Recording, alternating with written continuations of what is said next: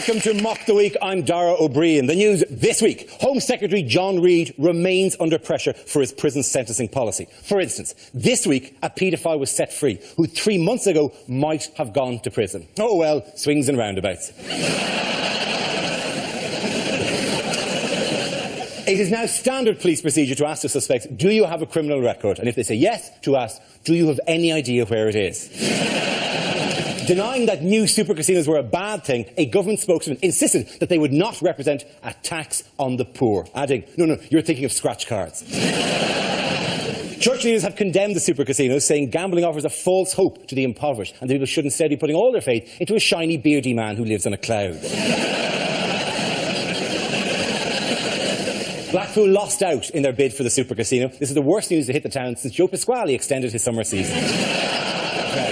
A duck in America has come back from the dead twice. After first being shot by hunters, revived after 2 days in a fridge, it then stopped breathing on the operating table as they repaired its wing and had to be revived with an oxygen mask. Its condition was later described as delicious. Joining me tonight are 6 of the country's top comedy performers: Andy Parsons, Ed Byrne, Russell Howard and Frankie Boyle, Hugh Dennis and Gina Yashere. Welcome to the show.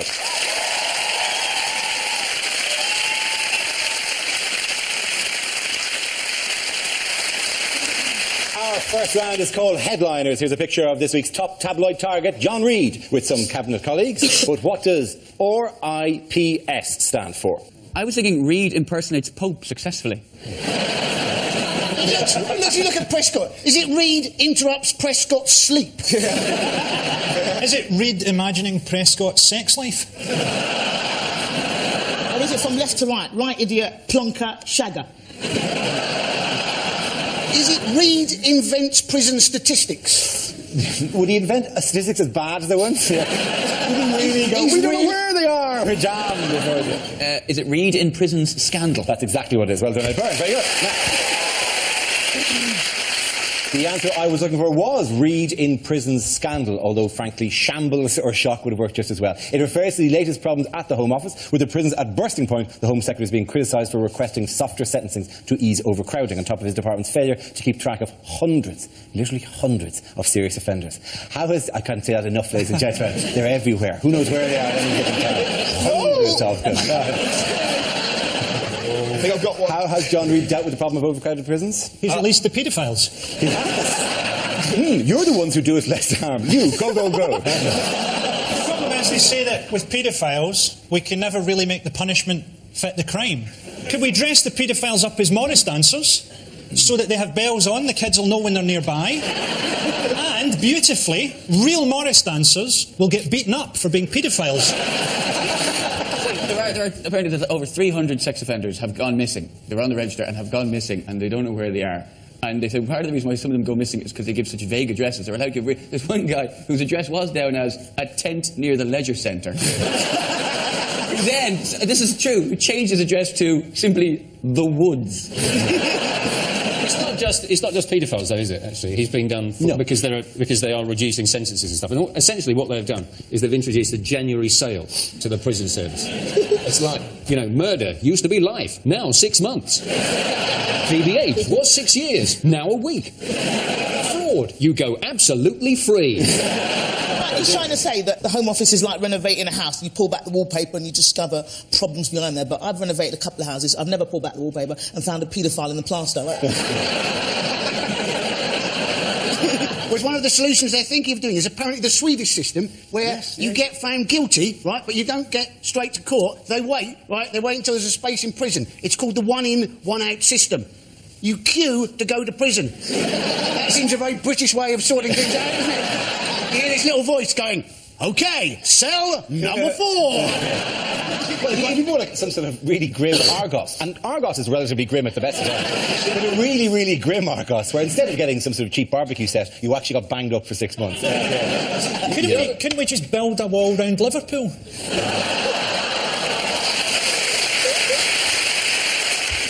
You could, of course, take the Northern Ireland example, because your prison, the reason that you don't have any space in prison is that you imprison so many people. The rate of imprisonment in this country is the highest in Western Europe. No, because as a counter-example, in Ireland, it's half the rate. In Ireland, where you haven't lived for years. You don't like it, Darren, go back. You know. The fact that Ireland has a low rate of imprisonment is not in any relation to the fact that I'm not there.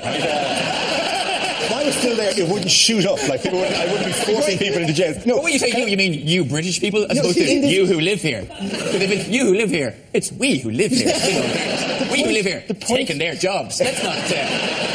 You're making us all look bad. I'm sorry for blowing your cover, Paddy. Right? But anyway, the point is, in this country, all of us. No, not Nigerians. Not the Nigerians. They're not involved at all in this situation. You people. Right? Everyone bar the Nigerians, right? more people are put into jail in this country than anywhere else in Western Europe. Whereas in Northern Ireland, interestingly, the rate is around about half that, right? What they've done brilliantly enough to free up space, they've simply declared everyone a political prisoner and let them out. So what you should do is declare war on Nokia, say, right? And anyone who steals a mobile phone is a prisoner of conscience and should be allowed out. Right? It is a purely financial thing, really, isn't it? That is essentially the problem here with prison services, that it's too expensive and, there isn't money for it. So what they should do is put cameras in the prisons and broadcast it as a reality TV show. You'd make a fortune. I'm a criminal, let me out of here. And there's extra deterrent, isn't there, for them not actually escaping, because if they do escape, they'll be interviewed by Davina McCall. What new initiatives are the Home Office coming up with then? They've got an initiative, haven't they, to do a database of people's shoe prints. People's shoe prints, yeah. Which isn't as daft as it sounds, because from a shoe print, they can tell what size you are, they can tell what height you are, what weight you are, and various other stuff about you. Which is why, when I'm doing a crime, I always wear high heels and carry a bowling ball. If you were a burglar, surely, just before you commit the crime, you just got to pop on novelty slippers and you're fine. Do you know, like, who are we looking for? Looks like a Gruffalo. It's another clown. Exactly. Why are so many clowns committing crime? They've just got a database full of Nike trainers, and so burglars are wearing Nike trainers and maybe the odd pair of Reebok Classics. I mean, you can easily guess without the need of a database. He was probably wearing a Burberry cap and a Sovereign. What is it? The database, Gina, isn't to work out what kind of shoes criminals wear. That's not the major interest. It's not like there's a massive marketing opportunity here. If we could only find out what toothpaste they use. This is our audience. We've got to go after the criminals. Do you think the fact that Nike trainers are the most popular shoe for burglars, which they are, aren't they? It's like 80% of Nike. Has that got anything to do with the slogan, just do it? OK, I'm going to have to wrap that round. Ladies and gentlemen, at the end of that round, the winners are Gina, Hugh and Frankie. The next round is called Between the Lines and features Hugh and Frankie. Would you please make your way to the press pit? In this round, one of them takes on the role of a person in the news addressing the media, while the other translates what they really mean. Frankie, you are US President George W. Bush making a State of the Union address. Hugh, you will tell us what he really means. My fellow Americans. Many people are surprised that I've committed another 20,000 troops in Iraq. I was surprised. I was only trying to order my Tesco shopping online. I admit that there are similarities between Iraq and Vietnam. I think they both have a border with Switzerland. Some say that the Iraq war is unwinnable, but not my closest advisors. Chuck Norris, Vin Diesel, and the animals of Farthing Wood. People said that our soldiers would be coming back in body bags, but that hasn't happened. Some of them will come back in shoeboxes.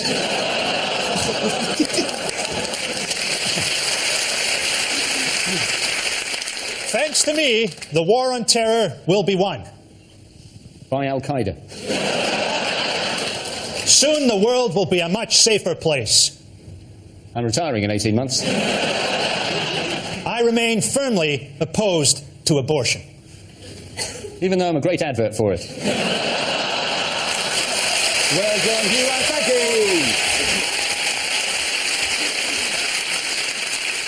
Now we play a round called Super Casino Mega Joke Roulette. This game involves Gina, Andy, Frankie and Russell. So if you can make your way to the performance area, please. It's our stand-up challenge with a random news generator containing the bank of topics. We spin the wheel, and when it stops, anyone can step forward and try to make us laugh about that subject. OK, here we go. Let's spin the wheel for the first topic. And it is parenting. Who wants to come in on that? Gina. I'm not a big advocate of parenting.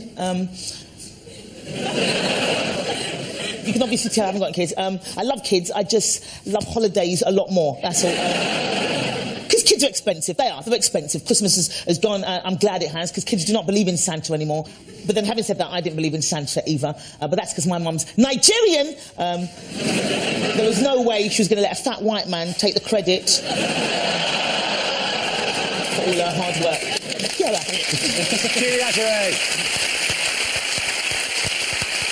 OK, let's spin the wheel again. Subject is the environment. Who's going to come in on that one? Oh, Frankie. Stephen Hawking has just come out and said that global warming might turn the Earth into a cloud of boiling gas. That's Hawking for you. I think I could have worked that out if I just sat about in my arse all day.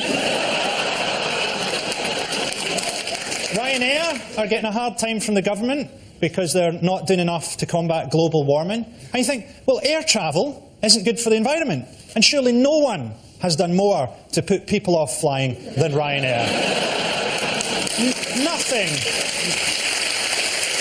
Nothing punctures that James Bond image quite like being sold peanuts by a stewardess who looks like she survived Hiroshima.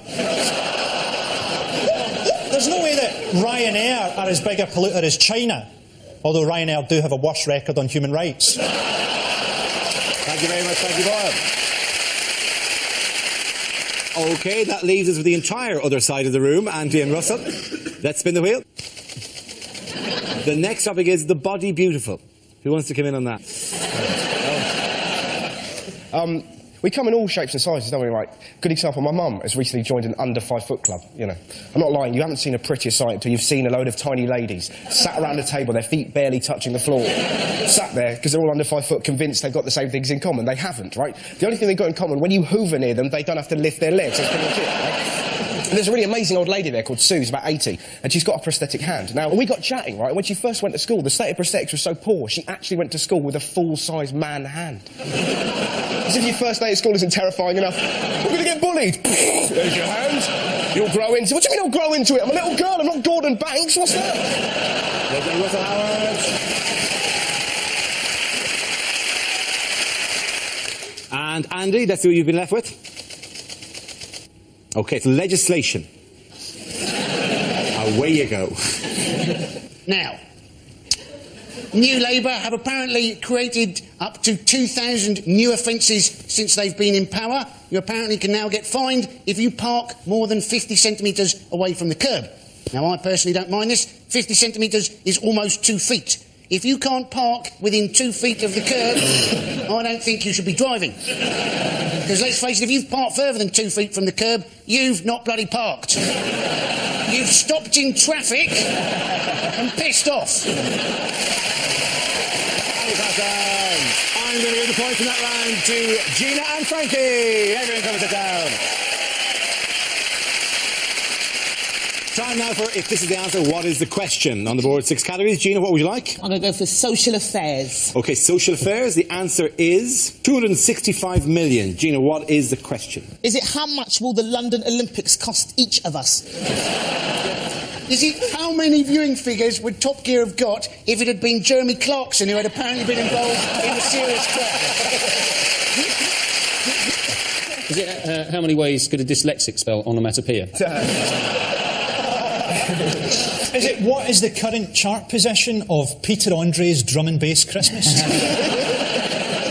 Tell you what, is it how many times did I say as a kid, bird's eye potato, waffles, the waffly versatile? Is it Sylvester Stallone's final movie will be called Rocky What? According to the Daily Mail, how many Polish people are living in Hammersmith? How much money would the BBC have to pay Tom Cruise if I made the joke I'd like to make about him and John Travolta? Is it how much is going to be invested in the super casino? Yes, it is actually very good. Well done, Hugh. The question I was looking for is how much will now be invested in developing the site of Britain's first super casino. This is the news of the City of Manchester. The 16-to-1 outsider won the race to become the site of the country's first Las Vegas-style super casino. £265 million will be spent in a rundown area of the city. How ironic is it, by the way, and how much of a lesson about gambling is that it wasn't the favourite. Lots of people put money on Blackpool and the Dome, and they lost money. Surely that's as neat a lesson about gambling as you're going to get. Like. Oh, sorry for Blackpool. Absolutely. Because Blackpool wanted to be, didn't they? They said they wanted to be the Las Vegas of Britain. Now, they were always going to struggle to be that, weren't they? Las Vegas, some of the best hotels in the world where they've got a volcano that goes off every 15 minutes. Blackpool, some of the most disappointing B&Bs I've ever been to, where the hot water goes off every 15 minutes. I feel sorry for Blackpool for many, many reasons, not least because Manchester is the most regenerated city in the world. There isn't a part of Manchester which hasn't been regenerated in the last 10 years. They have to knock down some of the old regeneration just to make space for the casino. Blackpool deserves as big a kicking as possible. It's the one town in Britain where I've got chlamydia from fish and chips. In fairness, it was never ever going to be Blackpool, and never stood a chance, because in gambling, the principle is in a casino, at the end of the night, you exchange your chips for cash, and in Blackpool, it's the other way around. Because you can win £100,000 and have it mugged off you all in one night. New Labour, they're always saying, aren't they, they want joined-up government. They're not building enough prisons, and now they go and build a casino when it's supposed to lead to debt and eventually prison. Why not build half casino, half prison, and as soon as they get in trouble, they can just cross the corridor, and there they are. The thing that's rubbish about it, it's all the slot machines and stuff like that. There's no skill. Surely there's a skill to poker or something like that. It's like deal or no deals ruin this country. Do you know what I mean? It's horrific. Just no skill. It's like deal or no deal may as well just be called Who Wants to Be a Millionaire for thick people. Do you know anything? No. Can you open a box? Yes. And then some of them can't actually open a box. You have to know the numbers from 1 to 20 as well, and be able to identify them by their symbol and points. I'll get Mick to do it, please. I always think it's weird when Noel Edmonds, when he's walking around, he's pacing the floor like a creepy uncle. Yeah. You know, and he keeps saying things like, "Oh, you're playing a very shrewd game here." I'm very shrewd. I'm pointing at a box going, "Open that one." Oh, you shrewd man. You're wearing spray-on trousers, you creepy lizard. The bit of creasing with dealers is the fact that they all pretend to be friends. Yeah, that really gets on my nerves. There you go. Good luck, Jim. This is for you. This is for you. Like, thanks. Yeah, but to be honest, that's what I hate about this show. The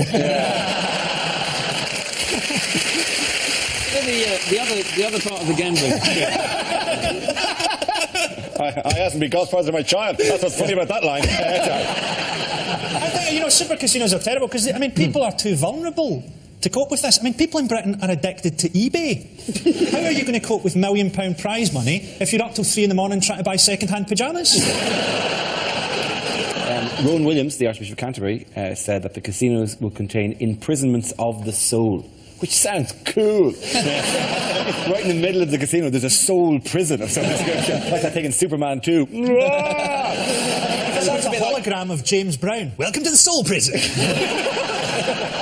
Speaking of obsessions, what did 3,986 people in Britain have removed last year? Oh, is this man boobs? Yeah. No, it's not man boobs, no. Oh, I thought this was fat. No? It was fat, yes, it was fat. That's the amount of people who chose to have liposuction, or liposuction, was almost 4,000 people in the last year chose to have liposuction. The thing I love about liposuction, you always see, like in Bella magazine, those magazines you see the doctors, it's always like, my horror plastic surgery story. It's always like, I went in for a tummy tuck and came out with a bum for a face.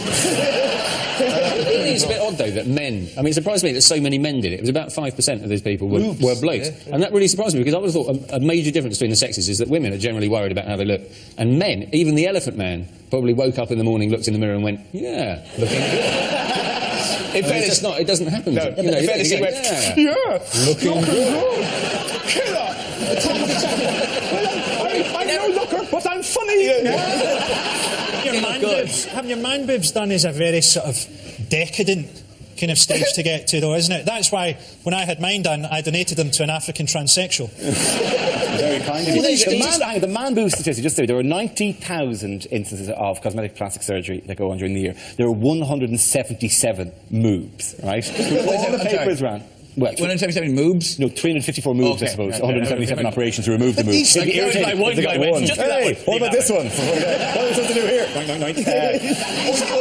That's lovely. You doink, doink, doink, actually, rather well. Wasn't it a pig noise? Anyway, These statistics, though, they all come, don't they, from the British Association of Aesthetic Plastic Surgeons. Now, given their major thing is to do with breast surgery, isn't brilliant that the abbreviation for them is BAPS? It's fantastic, isn't it? the statistics of this week were that all types of plastic surgery went up significant numbers of percentage points, except for one, which went Yes, down. Eyelid surgery. Not eyelid I mean, surgery. what's that? What's the whole thing about eyelid surgery? What do you say? It wasn't the one. I have no idea. I mean, What are you asking me? I can understand, like, I don't know, maybe a bloke having more blokes having eyelid surgery. I can only imagine that they're having it done to keep their eyes open while their women are talking about commitment or something. I really do want to get married, yeah. The only type of cosmetic procedure that's become less popular are having your ears corrected. Apparently getting the things pinned back. Suddenly no one wants to do that anymore. I've had that. Have you had that done? Yes. I was born with what they call bat ears. Nice of them. And I had them done. And the reason that my earlobes are so incredibly weird was that the stitches fell out and the surgeon said, I'll have you back and I'll redo that. And he then died. Well, you got the last laugh then. Yeah. Do you navigate your way around by radar? Thanks for helping with the pain, Hugh. Winners of that round are Frankie, Hugh and Gina. Now we come to our final quickfire round called Scenes We'd Like to See. This is for everyone, so you can make your way over to the performance area, please. I call it Ideas for Scenarios We'd Love to See, and the performers come in with their suggestions. OK. The first subject tonight is what a TV chef would never say. So that's the bird plucked and stuffed. All that remains is to kill it. Welcome to One Fat Lady. And here, what you want to do is put a little bit of the brown mixture in the tin and then sprinkle a little bit of hash on the top of it. Well, these Korean meatballs really are the dog's bollocks.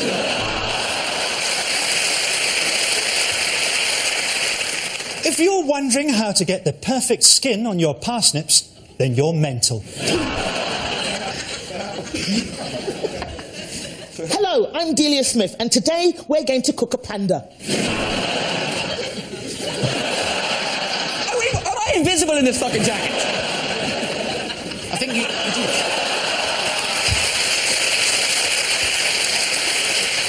So, I've marinated it for half an hour, seared it for 15 seconds, and now I'm drizzling it on my buttocks.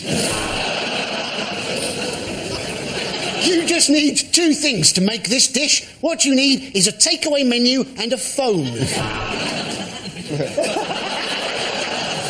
Tonight on Russian cookery, cyanide, polonium, and a crab stuffed with explosives.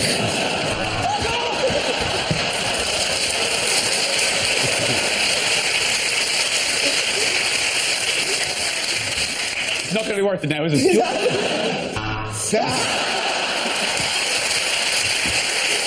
The next topic is bad things to say at the opening of the new Wembley Stadium. Is it just me, or does it all feel a bit wobbly? Due to a double booking, England's first match is against Simply Red. Ladies and gentlemen, James Blunt!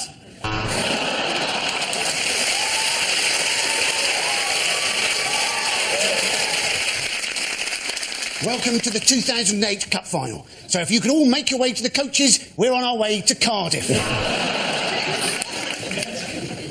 And all for the same price as building a rope ladder between the Earth and Jupiter. Can Mr. Bin Laden report to lost property, please?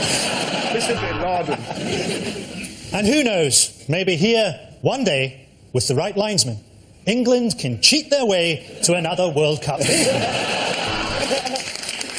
And maybe one day, with the right bunch of hooligans from Scotland, these goalposts can get trashed all over again. Cost £100 million to demolish Wembley. If you'd had your last game against Scotland, we'd have done it for nothing. We're going to leave it at that, ladies and gentlemen. We're going to leave it at that. The winners of that round are Russell, Ed and Andy. Everyone come back. That's the end of the show. This week's winners are Andy Parsons, Ed Byrne and Russell Howard. Commiserations to Frankie Boyle, Hugh Dennis and Julie Ashery. Thank you for watching. I'm Darwin. Good night.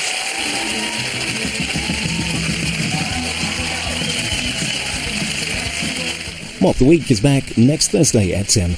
Tomorrow night at 10, Davina McCall joins Paul Merton for Room 101 on BBC Two. Comedy over on BBC Three now in Man Stroke Woman.